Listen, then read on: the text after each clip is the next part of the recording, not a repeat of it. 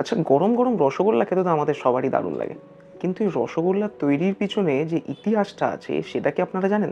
তো চলুন আজকে একটু জেনে নেওয়া যাক। সালটা তখন ছিল 1868।